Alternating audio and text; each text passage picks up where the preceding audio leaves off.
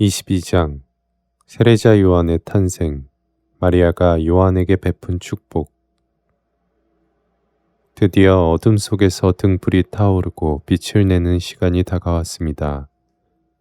그 등불은 희망과 은총의 율법의 탄생을, 정의의 태양이 떠오르는 새 아침을 알리는 맑은 샛별이었습니다.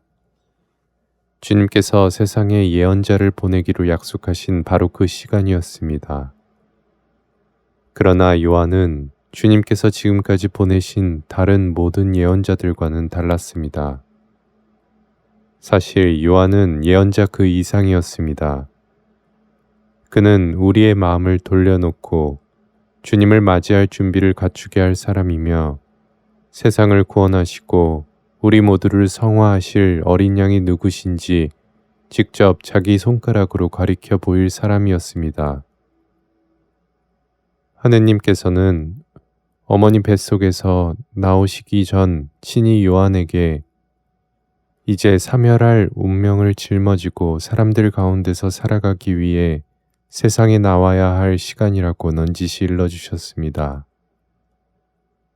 이 복된 아기는 그때 이미 이성 능력을 완전히 사용할 줄 알았으며, 육화하신 말씀의 현존으로부터 주입된 거룩한 지식들을 간직한 상태였습니다. 요한은 따라서 자기가 발을 내딛는 땅이 엉겅퀴로 무성한 저주받은 땅이라는 사실을, 무수히 많은 영혼들이 걸려 넘어지는 죄악의 올무들 사이를 걸어가야 한다는 사실을, 영혼들을 파멸시키는 올가미로 뒤덮인 바다를 항해하게 될 것임을 알고 있었습니다. 세상과 인간의 삶에 대한 이러한 알과 이제는 밖으로 나가야 한다는 하느님의 명령 사이에서 거룩한 아기는 다소 혼란스러웠습니다. 어머니의 자궁을 떠나도 될 만큼 이미 요한의 신체는 완전하게 형성되어 있었기에 세상으로 나가라는 하느님의 말씀을 들은 것과는 별개로 그는 어머니 뱃속에서 밖으로 밀어내는 거부할 수 없는 자연적인 힘을 강하게 느끼고 있었습니다. 다른 한편 요한은 인간의 삶이 얼마나 많은 위험들로 점철되어 있는지를 꿰뚫어 보고 있었습니다. 이런 연유로 요한은 하느님께 대한 순종과 세상 삶에 대한 두려움 사이에서 고뇌에 빠졌던 것입니다. 요한은 인간 삶의 죄악의 위험을 피하고 싶었지만 동시에 하느님께 순명도 하고 싶었습니다. 요한은 속으로 이렇게 되뇌었습니다. 주 하느님을 잃어버릴 위험을 감수하지 않고는 싸울 수 없다면 대체 누가 나를 인도해 줄 것인가? 이토록 많은 사람들이 이성을 잃고 생명의 길이 아닌 어둠 속을 걷고 있는데 어떻게 사람들과 함께 어울려 살 수 있을까? 지금 이렇게 어머니 뱃속에 있어도 아무것도 보이지 않는데 이제는 이보다 더 어두운, 칠흑보다 더한 어둠과 위험 속으로 떠나야만 한다. 나는 이성의 빛을 받았고 여기 이렇게 갇혀 있지만 사실 나를 더 슬프게 하는 것은 인간의 자유다. 아무런 제약도 받지 않는 이 인간의 자유가 나를 두렵게 한다. 하지만 주님, 저를 세상에 내보내시고 당신의 거룩한 뜻을 이루십시오. 당신의 뜻을 이루고 당신이 원하시는 바를 행하는 것이 저 자신에게도 가장 좋은 것이기 때문입니다. 지존하신 임금님, 제 능력과 제가 가진 모든 것 당신께 봉헌할 수 있다면 저 빛 속으로 나가는 것이 무엇이 어렵겠습니까? 오직 당신만을 섬기는 삶이라면 이 삶이 아무리 무겁다 한들 그것이 어찌 견딜 수 없을 정도로 무겁겠습니까? 그러니 저의 주님, 이제 세상에 나가는 저를 축복하여 주십시오. 어미하신 하느님께서는 요한의 기도를 들으셨고 요한은 이 기도로써 하느님께 새로운 축복과 은총을 받았습니다. 그는 세상에 나가면 위대한 일을 펼치게 될 것이며 필요한 도움과 은총으로 하느님께서 자기와 함께 하신다는 사실을 알았습니다. 그가 이러한 사실을 알 수 있었던 것은 하느님께서 그의 영 안에 계셨기 때문입니다. 그런데 저는 여기서 요한이 태어난 날짜에 대해서 잠깐 짚고 넘어가고자 합니다. 요한의 출생일에 관한 복음서의 보도와 혼란이 없도록 약간의 설명이 필요하기 때문입니다. 먼저 엘리사벳의 임신 기간에 대한 복음서의 구절들에 부연 설명할 필요가 있습니다. 원래 엘리사벳은 9달에서 9일 모자란 기간 동안 요한을 베고 있었습니다. 하느님의 기적으로 엘리사벳은 임신할 능력을 되찾았을 뿐더러 그 태중의 아기도 짧은 시간 안에 성장할 수 있었습니다. 루카 복음사가의 서술에 따르면 대천사 가브리엘이 마리아에게 나타나 그녀의 친척이 지금 임신한 지 6달이 되었다고 알려줍니다. 그런데 천사의 말은 임신한 지 거의 6달이 다 되어간다는 뜻으로 알아들어야 합니다. 그때 임신 6달이 차려면 정확히 8해 또는 90해가 더 남아 있었기 때문입니다. 또한 앞장에서 언급한 대로 하늘 여왕이 성녀 엘리사벳을 찾아보러 나자렛의 집을 떠났을 때가 말씀이 육화한 지 나흘째 되는 날이었습니다. 왜냐하면 루카 복음사가도 며칠 후에라고 보도하는 데서 알 수 있듯이 마리아는 즉시 엘리사벳을 방문하러 떠난 것이 아닙니다. 그리고 같은 장에서 말씀드린 것처럼 마리아가 서두르긴 했지만 그럼에도 엘리사벳의 집에 당도하기까지는 꼬박 나흘 정도의 시간이 걸렸습니다. 그리고 루카 복음사가는 마리아가 3달가량 엘리사벳과 함께 지냈다고 보도하는데 실제로 마리아는 3달을 이틀에서 사흘 앞두고 엘리사벳의 집을 떠났습니다. 우리는 루카 복음사가가 단어를 선택하고 사용하는 데 있어서 매우 정확했다는 사실에 주목할 필요가 있습니다. 나중에 말씀드리겠지만 동정 마리아는 아기가 태어났을 때, 아기에게 신비로운 이름을 지어주었을 때, 아기가 할례를 받았을 때까지 엘리사벳과 함께 그 자리에 있었습니다. 그러므로 정리하면 다음과 같습니다. 마리아는 말씀이신 분께서 육화하신 지 8일째 되는 날 저녁에 엘리사벳의 집에 도착합니다. 그날은 양력으로 치면 4월 2일입니다. 여기에 마리아가 엘리사벳과 함께 머물렀던 시간인 이틀이 빠진 3달을 더하면 7월 1일이 됩니다.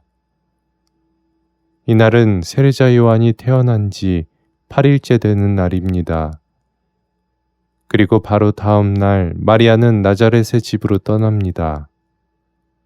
물론 루카 복음사가는 마리아가 요한이 태어난 다음에 나자렛으로 돌아왔다는 사실을 알고 있었습니다. 그럼에도 복음서에서 마리아의 귀가를 먼저 언급하고 그 다음에 요한의 탄생을 보도한 이유는 단지 세례자 요한의 이야기를 끊고 싶지 않았기 때문입니다. 이렇게 날짜와 시간과 관련해서 제가 들은 설명은 이상과 같습니다. 해산이 임박하자 엘리사벳은 아기가 제 2발로 일어서려는 것 같은 움직임을 느꼈습니다. 아기의 행동은 자연에 순응하는 것이면서 동시에 순종의 행위이기도 했습니다. 약간의 진통이 반복되자 엘리사벳은 이 사실을 마리아에게 알렸습니다.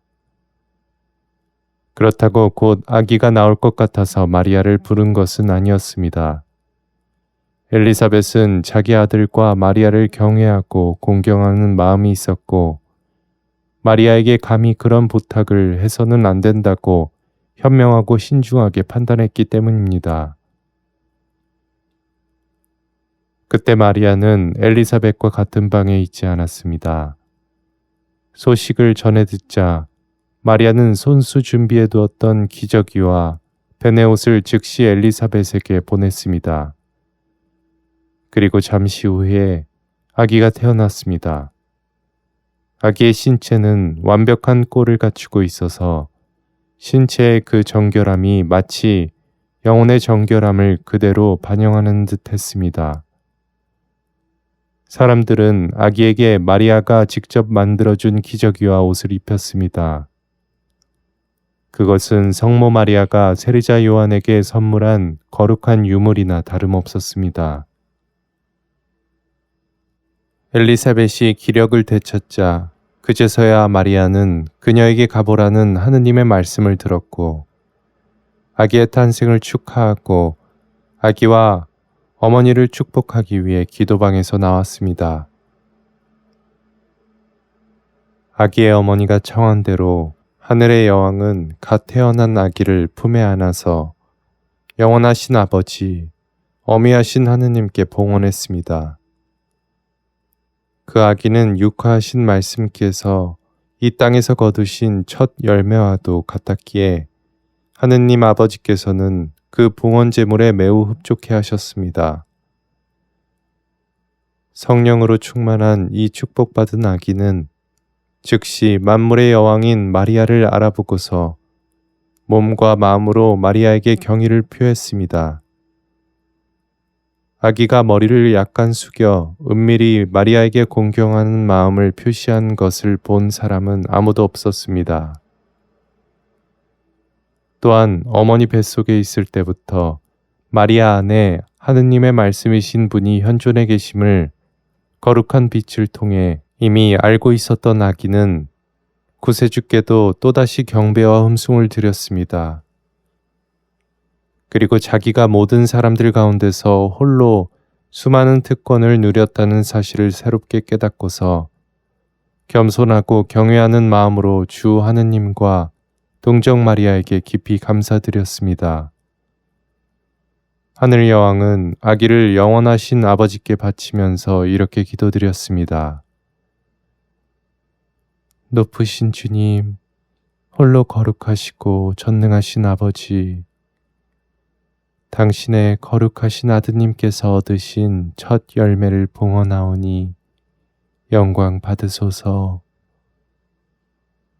저의 주님이시며 외아드님이신 성자께서 오랜 원수들이 권세를 떨치지 못하도록 이 아기를 죄에서 구원하시고 거룩하게 하셨습니다. 주님, 동트는 아침에 드리는 이 제사를 받으시고 이 아기에게 주님의 영을 가득 부어주십시오. 그리하여 주님께서 정해두신 대로 이 아기가 하느님 당신과 성자 우리 주님께 봉사하는 충실한 일꾼이 되게 하소서. 천상 모후의 기도는 하느님께서 보시기에 아주 안전하고 효과적이었습니다. 마리아는 깨달았습니다. 주님께서 당신보다 앞서 구원 사업의 길을 닦도록 택하신 이 아기를 무수히 많은 은총과 은혜로 채우셨다는 사실을, 복된 아기가 받은 축복과 은총의 작용은 크고 강렬하여 마리아도 그것을 느낄 수 있었습니다. 아기를 팔에 안고 있는 잠깐, 마리아는 은밀하게 황홀경에 사로잡혔습니다. 바로 이 황홀경 중에 마리아는 아기 요한을 위해 하느님께 기도드렸습니다. 마리아는 훗날 영원하신 아버지의 아드님께서 쉬게 되실 그 가슴으로 아기를 꼭 안아주었습니다. 이것은 다른 어떤 성인들도 누리지 못한 세례자 요한만이 유일하게 누릴 수 있었던 위대한 특권이었습니다. 따라서 천사가 그를 두고 주님 앞에서 큰 인물이 되었다고 말한 것은 조금도 놀라운 일이 아닙니다. 그가 태어나기도 전에 주님께서 먼저 그를 찾아오셔서 거룩하게 하셨으며 태어나서는 은혜로운 왕좌에 앉았기 때문입니다. 그를 감싸하는 동정녀의 두 팔은 육화하신 하느님의 말씀을 끌어안기 위해 펼쳐진 두 팔이었습니다. 이 아기는 구세주를 예비하는 사람이 될 것이기에 갓 태어난 이 아기를 품에 안았을 때 마리아는 크게 기뻐하지 않을 수 없었습니다. 그래서 하느님 어머니의 품에 안긴 이 아기는 마리아에게 나의 아기를, 지존하신 하느님의 아드님을 어서 빨리 품에 안고 싶다는 강한 열망을 일으켰습니다. 하느님께서는 엘리사벳이 요한을 가슴에 안고 있는 마리아를 바라보고 있을 때 엘리사벳에게도 이 거룩한 신비를 알려주셨습니다.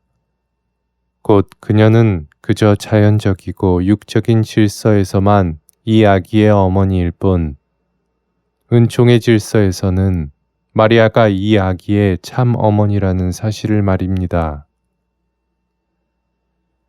두 어머니와 아기 요한 사이에 따뜻한 애정과 아름답고 고결한 사랑이 조화롭게 형성된 것은 바로 이와 같은 신비 때문이었습니다. 물론 아기도 엘리사벳과 마찬가지로 계시의 빛을 받아 이 신비를 알고 있었습니다. 복된 아기는 귀엽고 깜찍한 몸짓으로 하늘의 여왕에게 더 가까이 매달렸고, 언제까지고 은총의 어머니의 애무를 받으며 그 품에서 쉬기를 원하는 듯 보였습니다. 아기의 이러한 움직임은 그의 영혼이 누리는 기쁨과 환희가 자연스럽게 몸으로 표출된 것이었습니다. 마리아는 한껏 애정을 담아 아기를 쓰다듬어 주었지만 그 애무에는 절제가 있었고 위험이 서려 있었습니다. 예컨대 이처럼 갓난아기의 볼에는 자연스럽게 입맞춤해 줄 수도 있는데 마리아는 아기에게 그런 행동은 하지 않았습니다. 왜냐하면 하늘 여왕은 그 티 없이 맑고 순결한 입술을 오직 자신의 거룩한 아들을 위한 것으로만 간직했기 때문입니다. 또한 마리아는 의도적으로는 단 한 번도 아기의 얼굴을 내려다보지 않았으며 오직 아기의 영혼의 거룩함에만 시선을 두었습니다. 지극히 현명하고 지혜로운 천상모호는 시선을 향하는 데 있어서도 이토록 정숙하고 신중했기에 아기의 얼굴과 그 모습은 사실 마리아의 눈에는 거의 들어오지 않을 정도였습니다. 루카 복음사가가 전하는 대로 요한의 탄생이 알려지자 친지와 이웃들이 모여왔고 지카르야와 엘리사벳과 함께 기뻐하며 아기의 탄생을 축하했습니다. 지카르야의 집안은 그 지방에서 부유하고 명망 있는 귀족 가문이었는데 지카르야와 엘리사벳은 그 경건한 신심으로 인해 오랫동안 사람들에게서 큰 존경을 받고 있었습니다. 마을 주민들은 이 거룩한 부부가 오랜 세월을 자식 없이 보냈다는 것, 엘리사벳이 임신할 수 있는 나이가 이미 지났다는 사실을 알고 있었기 때문에 매우 놀라워했습니다.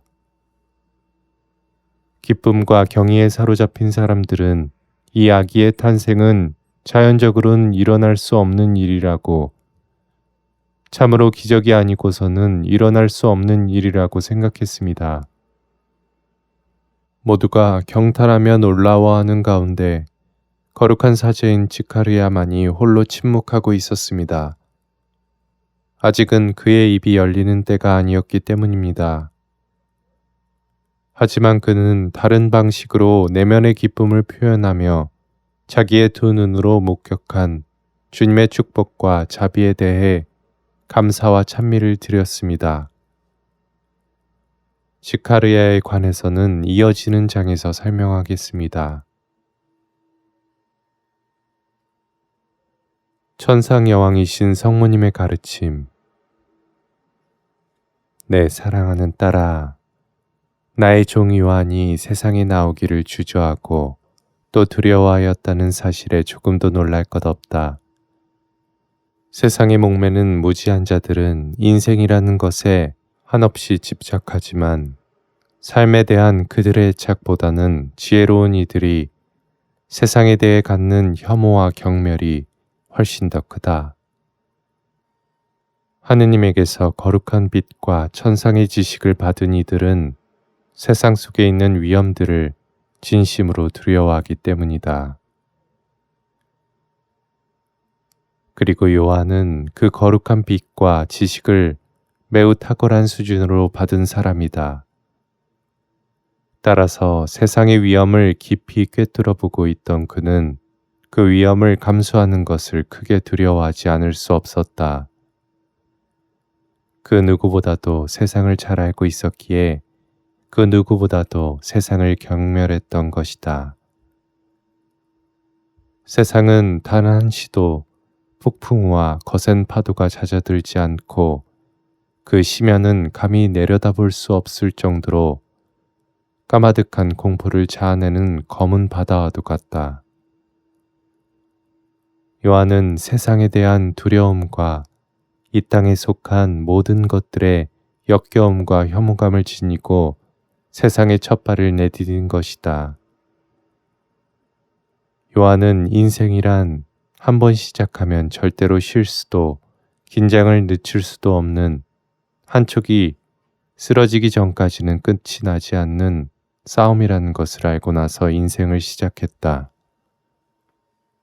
세상과 인생의 위험과 그 본질을 잘 알고 있다고 해서 그에 대한 두려움이 줄어든 것이 결코 아니다.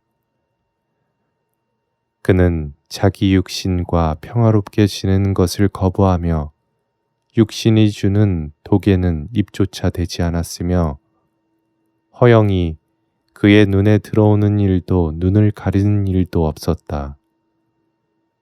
세상과 세상에 속한 모든 것을 역겨워하며 자기 전 생애를 오로지 정의를 위해 바쳤다. 참된 예루살렘의 주민은 정녕 바빌론과는 화친을 맺을 수도 연대할 수도 없다. 지존하신 하느님에게서 은총을 받으면서 동시에 그분이 공공연하게 선포하신 적들과 친교를 나눌 수는 없다. 두 주인이 서로 적대 관계에 있다면 그 두 주인을 동시에 섬길 수는 없는 것이다. 빛과 어둠이 어떻게 조화를 이룰 수 있으며 그리스도께서 어떻게 벨리아르와 화합하실 수 있겠느냐. 사랑하는 딸아, 어둠의 지배를 받는 사람들, 세상과 사랑에 빠진 사람들을 경계하여라. 네가 불에 가까이 다가갈 수도 없듯이 그들을 뜨거운 불처럼 여겨 어울리지도 말고 가까이 하지도 마라. 세상의 자녀들이 가진 지혜는 육적인 지혜이자 사탄의 지혜다. 그 지혜를 가진 이들을 죽음으로 인도하기 때문이다.